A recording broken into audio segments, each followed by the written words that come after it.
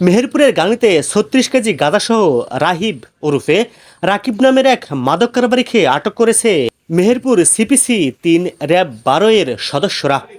বৃহস্পতিবার দিবাগত রাত ১১:১৫টার দিকে গাংনী উপজেলার কাথলি ইউনিয়নের লক্ষ্মীনারায়ণপুর ধলা গ্রামের নিজ বসতবাড়ি থেকে তাকে আটক করা হয়। আটক রাকিব গাংনী উপজেলার কাথলি ইউনিয়নের লক্ষ্মীনারায়ণপুর ধলা গ্রামের আক্তারুল ইসলামের ছেলে।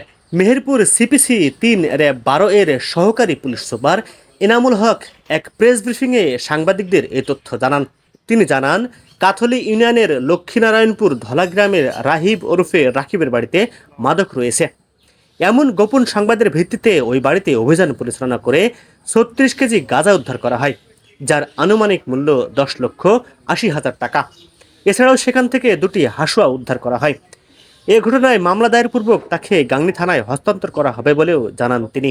সেপ্টেম্বর ২০২৪ রাত ৩:১৫ ঘটিকায় র্যাব ১২ সিপিসি ৩ মেহেরপুর কোম্পানির একটি চৌকস অভিযানিক দল মেহেরপুর জেলার গাংনী থানাধীন কাথলি ইউনিয়নের লক্ষ্মী নারায়ণপুর ধলা গ্রামস্থ ধৃত আসামি মোহাম্মদ রাহিব উর্ফে রাকিব, বয়স ৩৫, তার বসতঘর হইতে তার উপস্থিতিতে ৩৫ কেজি গাঁজা, যার মূল্য অনুমান ১০,৮০,০০০ টাকা সহ তাকে গ্রেপ্তার করা হয় এবং মালামাল জব্দ করা হয়।